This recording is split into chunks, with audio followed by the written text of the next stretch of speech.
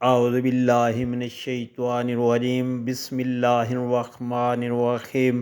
السلام علیکم پیارے بہن بھائیوں، اللہ پاک سے دعا ہے آپ کو عافیت کے سائے میں رکھے، آمین یا رب العالمین۔ پیارے دوستو، نبی کریم صلی اللہ علیہ وآلہ وسلم کا بہت ہی پیارا ارشاد، مصیبت کے وقت کی دعا۔ نبی کریم صلی اللہ علیہ وآلہ وسلم نے ارشاد پاک فرمایا کہ جو شخص مصیبت کے وقت یہ کلمات پڑھتا ہے تو اللہ تعالیٰ اس کو اس مصیبت سے نجات دلا دیتا ہے اور اس کا بگڑا ہوا کام بہترین فرما دیتا ہے، اور اس شخص کو اس کام کے بدلے میں نیک بدل عطا فرما دیتا ہے۔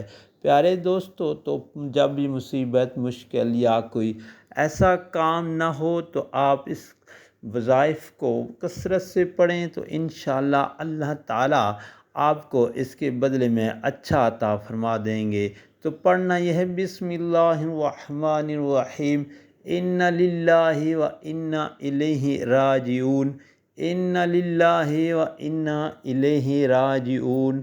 پیارے دوستو، قرآن مجید فرقان حمید کی اس آیت مبارک کو جب بھی کوئی چیز گم ہو جائے یا کوئی پریشانی مصیبت آئے تو کثرت سے پڑھیں، انشاءاللہ اللہ تعالیٰ اس کا نیک بدل عطا فرمائیں گے۔